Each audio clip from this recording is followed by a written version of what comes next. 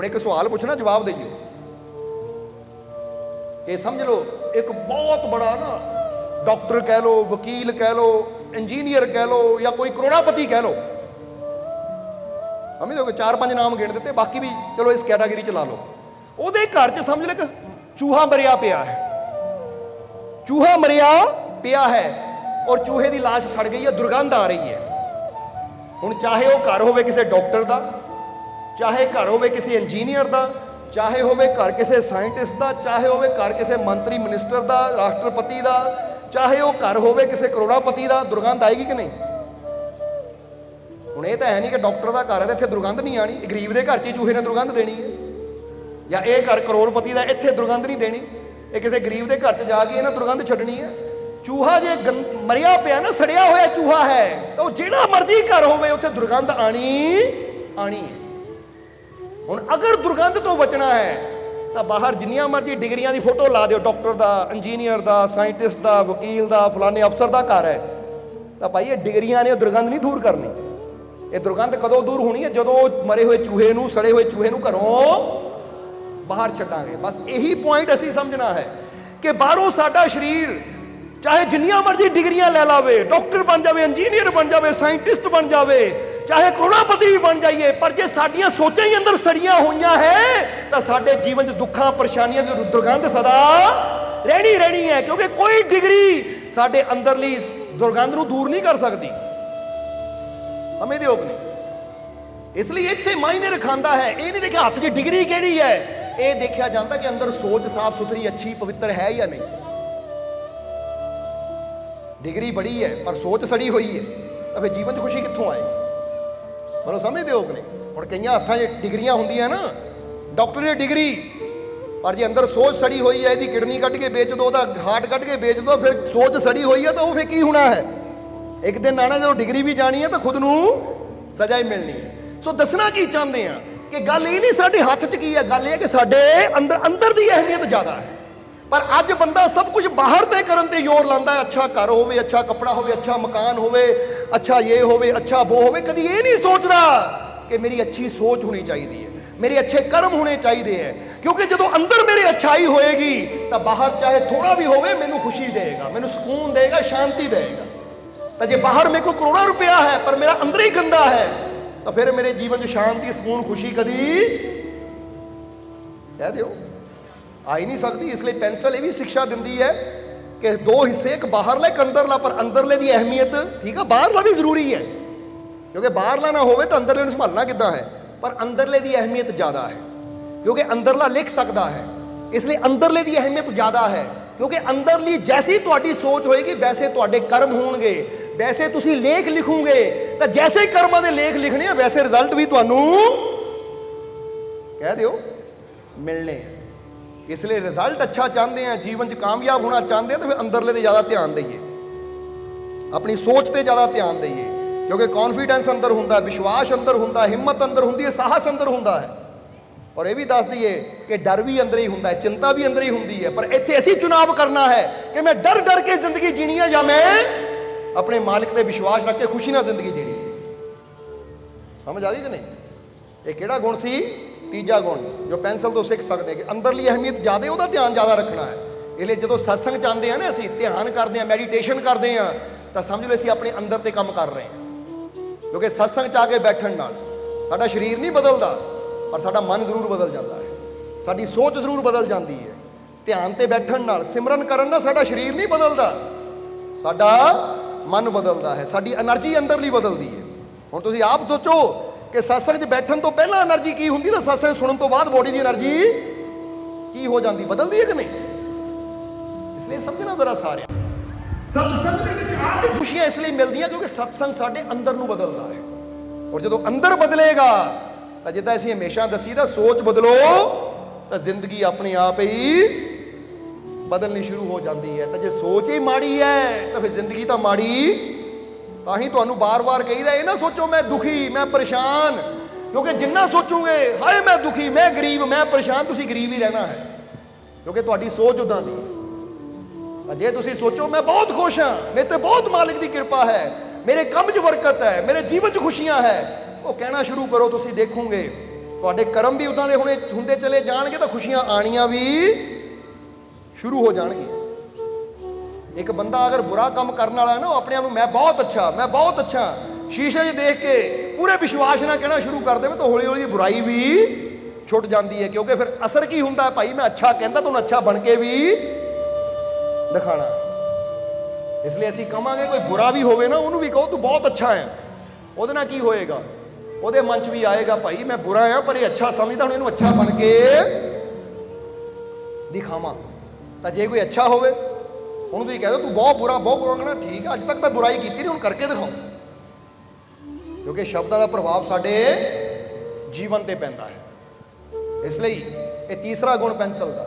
ਔਰ ਚੌਥਾ ਗੁਣ ਆ ਪਿੱਛੇ ਦੇਖਿਓ ਨਾ, ਰਬੜ ਸਮਝਦੇ ਹੋ ਕਿ ਨਹੀਂ? ਇਹ ਪੈਨਸਲ ਤੋਂ ਚੌਥਾ ਗੁਣ ਸਾਨੂੰ ਕੀ ਮਿਲਦਾ ਹੈ ਕਿ ਅਗਰ ਕੁਝ ਗਲਤ ਪਹਿਲਾਂ ਲਿਖ ਹੋ ਗਿਆ, ਕਿਤੇ ਗਲਤੀ ਹੋ ਗਈ, ਹੁਣ ਉਹਨੂੰ ਫੜ ਕੇ ਨਾ ਤੁਰੇ ਰਹੋ, ਹਾਏ ਮੈਂ ਗਲਤੀ ਕਰ ਲਈ, ਮੇਰੇ ਤੋਂ ਬਹੁਤ ਬੜੀ ਗਲਤੀ ਹੋ ਗਈ, ਮੈਂ ਉਹਨੂੰ ਪਛਤਾਵਾ ਹੈ, ਬਹੁਤ ਪਛਤਾਵਾ ਹੈ। ਠੀਕ ਹੈ, ਪਛਤਾ ਲਿਆ ਇੱਕ ਵਾਰ, ਹੁਣ ਪਿੱਛੇ ਰੱਬ ਨੇ ਇਰੇਜ਼ਰ ਵੀ ਦਿੱਤੀ ਹੋਈ ਹੈ। ਇਹ ਜੀਵਨ 'ਚ ਅਗਰ ਪਿੱਛੇ ਗਲਤੀਆਂ ਹੋ ਗਈਆਂ, ਹੁਣ ਉਹਨੂੰ ਸਾਫ਼ ਕਰੋ, ਉਹ ਭਾਰ ਲੈ ਕੇ ਨਾ ਚਲੋ। ਹੁਣ ਇਹ ਸੋਚੋ ਪਿੱਛੇ ਜੋ ਹੋ ਗਿਆ ਨਾ ਉਹ ਮਿਟਾਈਆਂ, ਪਰ ਹੁਣ ਅੱਗੇ ਤੋਂ ਅੱਛਾ ਕਰਨਾ ਹੈ, ਅੱਛਾ ਲਿਖਣਾ ਹੈ।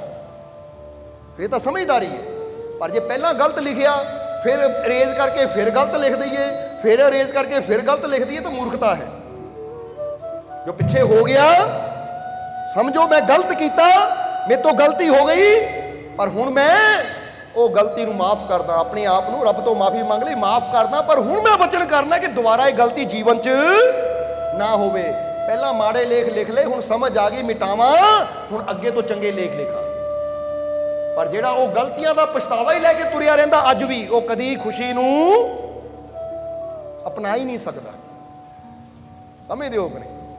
ਸਮਝ ਲਓ ਕਿ ਪਿੱਛੇ ਗਲਤੀਆਂ ਦੇ ਪੱਥਰ ਲੈ ਕੇ ਤੁਸੀਂ, ਕੋਇਲੇ ਲੈ ਕੇ ਤੁਰੇ ਹੋ ਤੁਸੀਂ, ਤਾਂ ਅੱਜ ਤੁਹਾਡੇ ਸਾਹਮਣੇ ਹੀਰੇ ਪਏ ਹੋਏ ਆ, ਖੁਸ਼ੀਆਂ ਦੇ ਫੁੱਲ ਪਏ ਹੋਏ ਆ। ਤਾਂ ਜਦ ਤੱਕ ਕੋਇਲੇ ਤੁਹਾਡੇ ਹੱਥ 'ਚ ਰਹਿਣਗੇ ਪੁਰਾਣੇ, ਤੁਸੀਂ ਅੱਜ ਨਵੇਂ ਫੁੱਲਾਂ ਨੂੰ ਕਦੀ ਉਠਾ ਹੀ ਨਹੀਂ ਪਾਓਗੇ। ਇਸੇ ਤਰ੍ਹਾਂ ਆਪਣੇ ਜੀਵਨ ਦੇ ਵਿੱਚ ਜੋ ਪਿੱਛੇ ਹੋ ਗਿਆ, ਠੀਕ ਹੈ ਗਲਤੀ ਹੋ ਗਈ, ਸਮਝ ਲਿਆ, ਕਿਉਂਕਿ ਗਲਤੀ ਤੋਂ ਸਿੱਖਣਾ ਆਇਆ ਸੀ, ਪਰ ਉਹਨੂੰ ਆਪਣੇ ਨਾਲ ਲੈ ਕੇ ਨਹੀਂ ਚੱਲਣਾ, ਉਹਦਾ ਬੋਝ ਲੈ ਕੇ ਨਹੀਂ ਚੱਲਣਾ। ਕਿਉਂਕਿ ਬੋਝ ਲੈ ਕੇ ਚਲਾਂਗੇ ਤਾਂ ਜੀਵਨ 'ਚ ਖੁਸ਼ੀਆਂ ਦੀ ਚੜ੍ਹਾਈ ਤੱਕ ਅਸੀਂ ਕਦੀ ਚੜ੍ਹ ਨਹੀਂ ਪਾਵਾਂਗੇ। ਇਸ ਲਈ ਪਿੱਛੇ ਹੋ ਗਿਆ, ਠੀਕ, ਮਾਫੀ ਮੰਗ ਲਈ, ਰੱਬਾ ਮਾਫ ਕਰ, ਪਰ ਬਚਨ ਹੈ ਕਿ ਦੁਬਾਰਾ ਨਹੀਂ ਹੁੰਦਾ।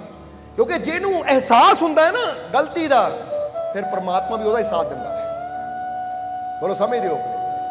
ਜਿੱਦਾਂ ਕਹਿੰਦੇ ਇੱਕ ਫਕੀਰ ਦਾ ਜਨਮ ਦਿਨ ਸੀ, ਬਾਦਸ਼ਾਹ ਉਹ ਫਕੀਰ ਨਾਲ ਬੜਾ ਪਿਆਰ ਕਰਦਾ ਸੀ।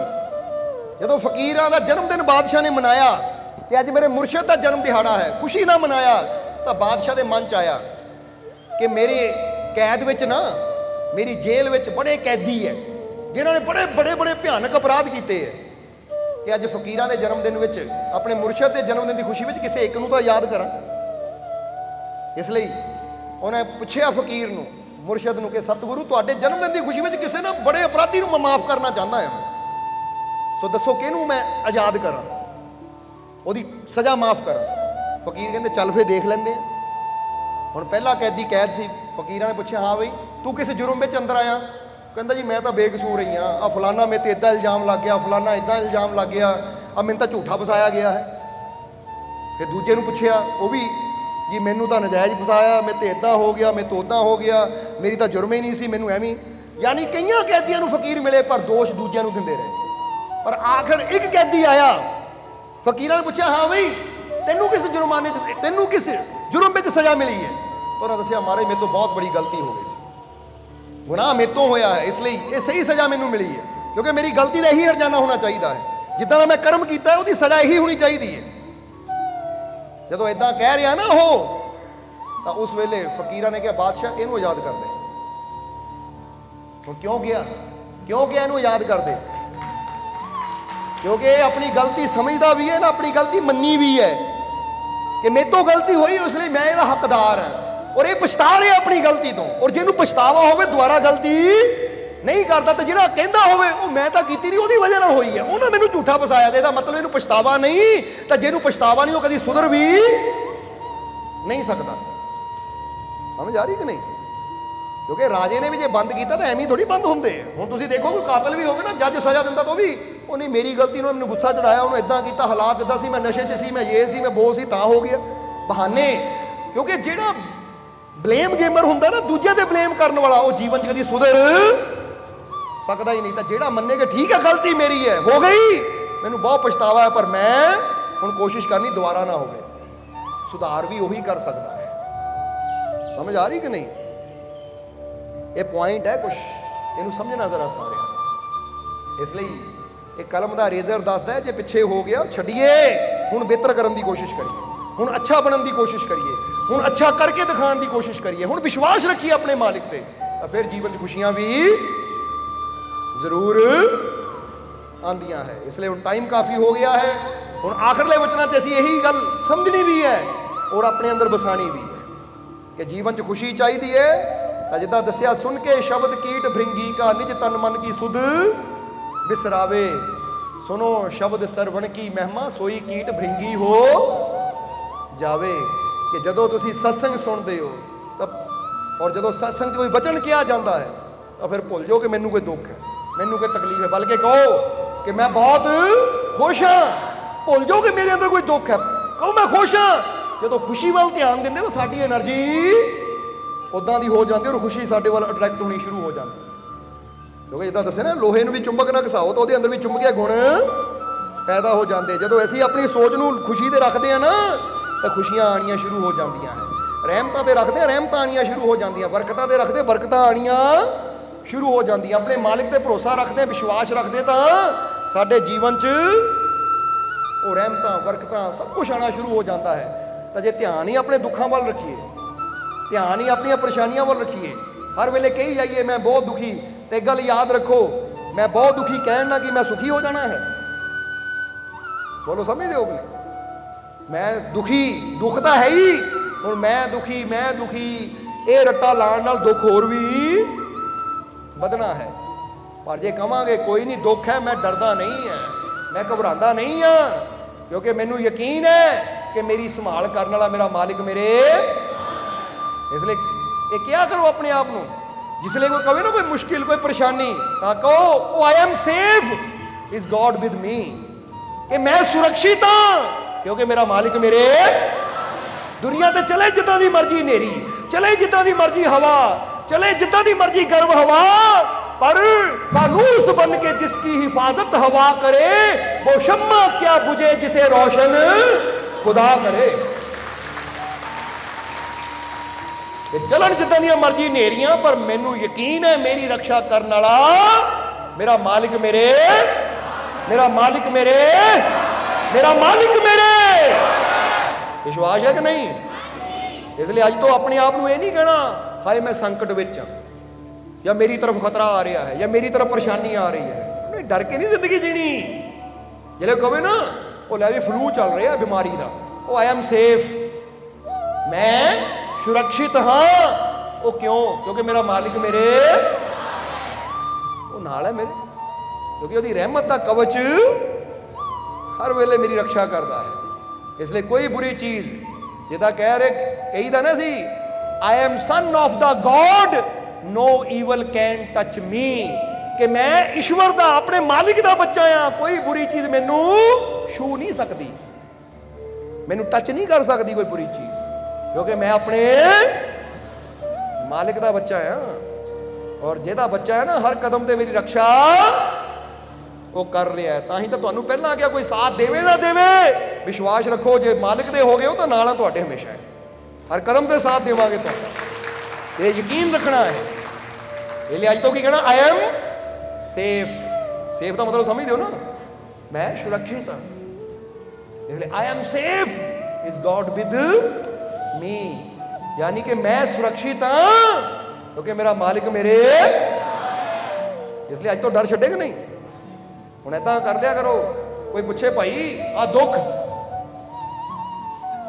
ये की है, ये मैं दस रहा मेरे चारों पासे मेरा मालिक है, जे वो मेरे नाल है तो कोई बुरी चीज मेरे तक पहुंच ही नहीं सकती, मैं सेफ हाँ। हुण तुसीं एक अलमारी च ना अपने सोने के गहने रख के लॉक ला देंगे, फिर कहते सेफ है जी, कह देंगे कि नहीं? पर फिर चले जाते हो किते, देखते अलमारी टुटी पई है, कोई लै गया लुट के, फिर रोंदे हो। ये जा रहे बाहरलियां अलमारियां जिन्नियां मर्जी मजबूत बना ली, वो सेफ नहीं है। ਸੇਫ ਤਾਂ ਬੰਦਾ ਉਦੋਂ ਹੁੰਦਾ ਜਦੋਂ ਵਿਸ਼ਵਾਸ ਦੀ ਰੇਖਾ ਆਪਣੇ ਚਾਰੋਂ ਤਰਫ ਖਿੱਚ ਲੈਂਦਾ ਹੈ ਕਿ I am safe, is god with me, ਕਿਉਂਕਿ ਮੇਰਾ ਮਾਲਿਕ ਮੇਰੇ, ਕਿਉਂਕਿ ਉਹਦੇ ਸੁਰੱਖਿਆ ਕਵਚ ਨੂੰ ਕੋਈ ਤੋੜ ਸਕਦਾ ਹੀ ਨਹੀਂ। ਤਾਂ ਹੀ ਤਾਂ ਕਿਹਾ ਜਾਂਦਾ ਹੈ ਨਾ ਕਿ ਹੋਰ ਨਹੀਂ ਤੇਰਾ ਨਾਮ ਬਿਨਾ ਧਨ ਹੋਰ ਨਹੀਂ।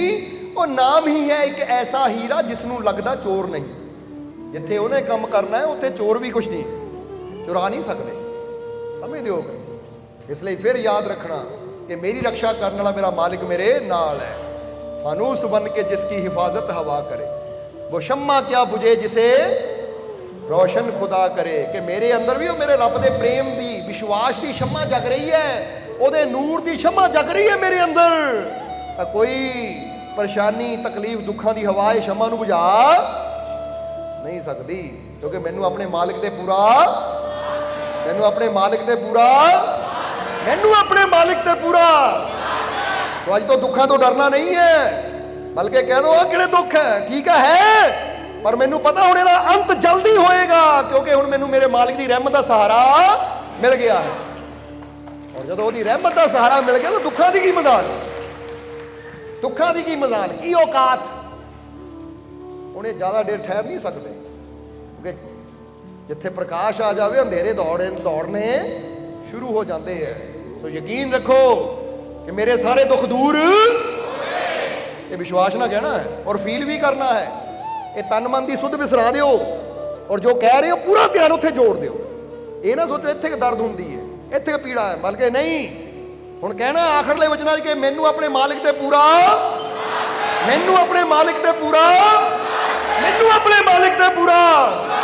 ਮੇਰੀਆਂ ਝੋਲੀਆਂ ਖੁਸ਼ੀਆਂ ਨਾਲ, ਮੇਰੀਆਂ ਝੋਲੀਆਂ ਖੁਸ਼ੀਆਂ ਨਾਲ, ਮੇਰੀਆਂ ਝੋਲੀਆਂ ਖੁਸ਼ੀਆਂ ਨਾਲ, ਮੇਰੀਆਂ ਝੋਲੀਆਂ ਰਹਿਮਤਾਂ ਨਾਲ, ਮੇਰੀਆਂ ਝੋਲੀਆਂ ਰਹਿਮਤਾਂ ਨਾਲ, ਮੇਰੀਆਂ ਝੋਲੀਆਂ ਰਹਿਮਤਾਂ ਨਾਲ।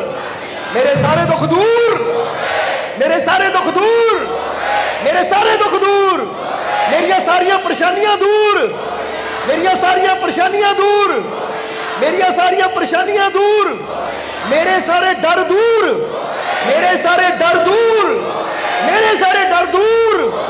ਮੇਰਾ ਮਾਲਿਕ ਮੇਰੇ, ਮੇਰਾ ਮਾਲਿਕ ਮੇਰੇ, ਮੇਰਾ ਮਾਲਿਕ ਮੇਰੇ। ਮੈਂ ਬਹੁਤ, ਮੈਂ ਬਹੁਤ, ਮੈਂ ਬਹੁਤ। ਹੱਸ ਕੇ ਤਾਂ ਦਿਖਾਓ ਫਿਰ, ਇੱਥੇ ਖੁਸ਼ ਰਹਿਣਾ ਤੁਸੀਂ, ਕਿਉਂਕਿ ਮਾਲਿਕ ਨਾਲ ਹੈ ਤਾਂ ਹਰ ਕਦਮ ਤੇ ਅਸੀਂ ਖੁਸ਼ੀ ਨਾਲ, ਹੌਸਲੇ ਨਾਲ, ਹਿੰਮਤ ਨਾਲ ਜੀਣਾ ਹੈ, ਕਿਉਂਕਿ ਅਸੀਂ ਆਪਣੇ ਮਾਲਿਕ ਦੇ ਬੱਚੇ ਹਾਂ। ਅਸੀਂ ਡਰਨ ਵਾਲੇ ਨਹੀਂ, ਅਸੀਂ ਕਰਨ ਵਾਲੇ ਹਾਂ, ਕਰਕੇ ਦਿਖਾਉਣ ਵਾਲੇ ਹਾਂ।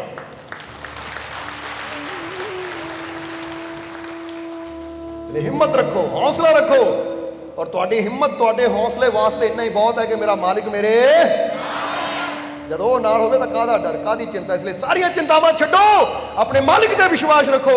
ਹਰ ਕਦਮ ਤੇ ਹਰ ਪਲ ਮਾਲਿਕ ਨਾਲ ਹੈ। ਆਉਣ ਵਾਲਾ ਸਮਾਂ, ਆਉਣ ਵਾਲਾ ਹਰ ਪਲ, ਹਰ ਘੜੀ ਤੁਹਾਡੇ ਵਾਸਤੇ ਕਾਮਯਾਬੀ ਭਰੀ ਹੋਏਗੀ।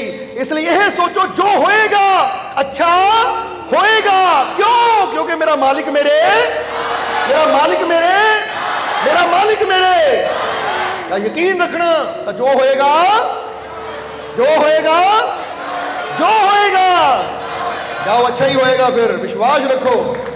ਔਰ ਹੁਣ ਇਹਨਾਂ ਵਚਨਾਂ ਦੇ ਨਾਲ ਹੀ ਅਸੀਂ ਅੱਜ ਦੇ ਸਤਸੰਗ ਦੀ ਸਮਾਪਤੀ ਕਰਾਂਗੇ। ਔਰ ਹੁਣ ਅੰਤ ਵਿੱਚ ਇਹੀ ਉਸ ਮਾਲਿਕ ਦੇ ਚਰਨਾਂ 'ਚ ਅਰਦਾਸ ਬੇਨਤੀ ਕਰਾਂਗੇ ਕਿ ਮਾਲਿਕ ਤੁਹਾਨੂੰ ਸਭ ਨੂੰ ਨਾਮ ਨਾਲ ਜੁੜਨ ਦੀ, ਨਾਮ ਜਪਣ ਦੀ, ਸੇਵਾ ਸਿਮਰਨ ਕਰਨ ਦੀ ਤਾਕਤ ਦੇਣ, ਨੇਕ ਮਾਰਗ ਤੇ ਚੱਲਣ ਦਾ ਮਾਲਿਕ ਬਲ ਬਖਸ਼ਣ, ਔਰ ਤੁਹਾਡੇ ਸਭ ਦੇ ਅੰਦਰ ਸੱਚਾ ਪਿਆਰ, ਸੱਚਾ ਵਿਸ਼ਵਾਸ, ਹਿੰਮਤ, ਹੌਸਲਾ, ਸਾਹਸ ਪੈਦਾ ਕਰ ਦੇਣ, ਤਾਂ ਕਿ ਤੁਸੀਂ ਨਿਡਰਤਾ ਦੇ ਨਾਲ, ਖੁਸ਼ੀ ਦੇ ਨਾਲ, ਵਿਸ਼ਵਾਸ ਦੇ ਨਾਲ, ਆਨੰਦ ਲੈਂਦਿਆਂ ਹੋਏ ਆਪਣਾ ਜੀਵਨ ਜੀ ਸਕੋ। ਔਰ ਮਾਲਿਕ ਤੁਹਾਡੀਆਂ ਸਭ ਦੀਆਂ ਤਕਲੀਫਾਂ, ਦੁੱਖਾਂ, ਦਰਦਾਂ, ਪਰੇਸ਼ਾਨੀਆਂ ਨੂੰ ਦੂਰ ਕਰਨ, ਤੁਹਾਨੂੰ ਸਭ ਨੂੰ ਖੁਸ਼ੀਆਂ ਨਾਲ ਭਰਪੂਰ ਕਰਨ। ਔਰ ਅੱਜ ਜਿੰਨੇ ਵੀ ਜੀਵ ਉਸ ਮਾਲਿਕ ਦੇ ਦਰ ਤੇ ਪਹੁੰਚੇ ਹੈ, ਮਾਲਿਕ ਤੁਹਾਡੀ ਸਭ ਦੀ ਹਾਜ਼ਰੀ ਆਪਣੇ ਚਰਨਾਂ 'ਚ ਕਬੂਲ ਕਰਨ। ਔਰ ਜਿਹੜੇ ਜੀਵ ਅੱਜ ਮਾਲਿਕ ਦੇ ਨਾਮ ਦੀਆਂ ਨਿਆਜ਼ਾਂ ਲੈ ਕੇ ਆਏ ਹੈ, ਜੇ ਕੋਈ ਆਪਣੀ ਤਕਲੀਫ, ਦੁੱਖ ਦੀ ਨਿਆਜ਼ ਲੈ ਕੇ ਆਇਆ ਹੈ, ਤਾਂ ਜਿਸ ਭਾਵਨਾ ਨਾਲ ਜੀਵ ਨਿਆਜ਼ ਲੈ ਕੇ ਆਇਆ ਹੈ, ਮਾਲਿਕ ਉਹਦੀ ਉਹ ਨਿਆਜ਼ ਨੂੰ ਕਬੂਲ ਕਰਨ, ਉਹਦੀ ਫਰਿਆਦ ਨੂੰ, ਉਹਦੀ ਭਾਵਨਾ ਨੂੰ ਪੂਰਾ ਕਰਨ, ਉਹਦੀ ਮਨੋਕਾਮਨਾ ਨੂੰ ਪੂਰਾ ਕਰਨ। ਔਰ ਜਿਹੜੇ ਜੀਵ ਅੱਜ ਖੁਸ਼ੀ ਦੀ ਨਿਆਜ਼ ਲੈ ਕੇ ਆਏ ਹੈ, ਮਾਲਿਕ ਉਹਨਾਂ ਦੀ ਖੁਸ਼ੀ ਦੀ ਨਿਆਜ਼ ਨੂੰ ਕਬੂਲ ਕਰਨ, ਔਰ ਉਹਨਾਂ ਦੀ ਝੋਲੀ 'ਚ ਇੰਨੀਆਂ ਖੁਸ਼ੀਆਂ ਪਾਉਣ ਕਿ ਉਹਨਾਂ ਨੂੰ ਕਦੀ ਫਰਿਆਦਾਂ ਕਰਨ ਦੀ ਲੋੜ ਹੀ ਨਾ ਪਵੇ। ਔਰ ਜਿਹੜੇ ਜੀਵ ਦਰਬਾਰ ਦੀ ਸੇਵਾ 'ਚ ਯੋਗਦਾਨ ਦੇਣ ਵਾਲੇ ਹੈ, ਮਾਲਕ ਉਹਨਾਂ ਦੀਆਂ ਕਮਾਈਆਂ 'ਚ ਵੀ ਬਰਕਤਾਂ ਪਾਉਣ, ਦੇ ਦੁਗਣੀ ਰਾਤ ਚੌਗਣੀ ਤਰੱਕੀ ਦੇਣ, ਤਾਂ ਕਿ ਇਸੇ ਤਰ੍ਹਾਂ ਮਾਲਕ ਦੇ ਘਰ ਦੀ ਸੰਗਤ ਦੀ ਸੇਵਾ ਕਰਕੇ ਉਹ ਮਾਲਕ ਦੀਆਂ ਰਹਿਮਤਾਂ ਪ੍ਰਾਪਤ ਕਰਕੇ ਆਪਣਾ ਜੀਵਨ ਸਫਲ ਬਣਾਉਂਦੇ ਰਹਿਣ। ਔਰ ਆਪਣੀ ਕਿਰਪਾ, ਦਇਆ, ਮਿਹਰ ਮਾਲਕ ਹਮੇਸ਼ਾ ਤੁਹਾਡੇ ਤੇ ਬਣਾਏ ਰੱਖਣ। ਜਿੱਦਾਂ ਇਸ ਵੇਲੇ ਤੁਸੀਂ ਹੱਸ ਰਹੇ ਹੋ, ਮੁਸਕਰਾ ਰਹੇ ਹੋ, ਹੱਸੋ ਜ਼ਰਾ। ਅੱਜ ਤਾਂ ਇਸ ਵੇਲੇ ਤੁਸੀਂ ਹੱਸ ਰਹੇ ਹੋ, ਮੁਸਕਰਾ ਰਹੇ ਹੋ, ਮਾਲਕ ਇੰਨੀ ਰਹਿਮਤ ਕਰਨਗੇ। ਖੁਸ਼ੀ, ਇਹ ਮੁਸਕਰਾਹਟ ਸਦਾ ਹੀ ਤੁਹਾਡੇ ਜੀਵਨ 'ਚ ਬਣੀ ਰਵੇ। ਸਦਾ ਹੱਸਦੇ ਮੁਸਕਰਾਉਂਦੇ ਤੰਦਰੁਸਤ ਰਹੋ। ਆਉਣ ਵਾਲਾ ਸਮਾਂ ਹੋਰ ਵੀ ਜ਼ਿਆਦਾ ਤੁਹਾਡੇ ਵਾਸਤੇ ਖੁਸ਼ੀਆਂ ਭਰਿਆ ਹੋਵੇ। ਇਹੀ ਸਾਡੀ ਉਸ ਮਾਲਕ ਦੇ ਚਰਨਾਂ 'ਚ ਅਰਦਾਸ ਬੇਨਤੀ ਹੈ। ਔਰ ਹੁਣ ਅੰਤ ਵਿੱਚ ਤੁਹਾਡੇ ਸਭ ਦੇ ਅੰਦਰ ਵਸਦੇ ਉਸ ਮਾਲਕ ਨੂੰ ਅਸੀਂ ਪ੍ਰਣਾਮ ਕਰਦੇ ਹਾਂ। ਸਾਡਾ ਪ੍ਰਣਾਮ ਸਵੀਕਾਰ ਕਰੋ। ਜੈ ਮਾਲਕਾਂ ਦੀ।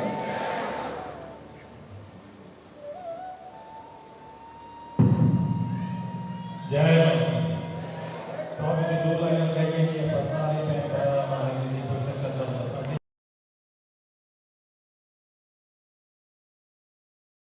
वीडियो अच्छी लगी हो तो कृपया इसे शेयर जरूर करें। आपके शेयर करने से अगर किसी की जिंदगी में अच्छा बदलाव आता है, पॉजिटिव चेंज आती है, तो ये भी आपकी तरफ से किया गया एक नेक कर्म होगा, एक सेवा होगी। तो वीडियो को शेयर जरूर करें और वीडियो देखने के लिए सर्व संजय दरबार कांटियां शरीफ यूट्यूब चैनल को सब्सक्राइब करें और फेसबुक पेज को फॉलो करना ना भूलें। जय माता दी।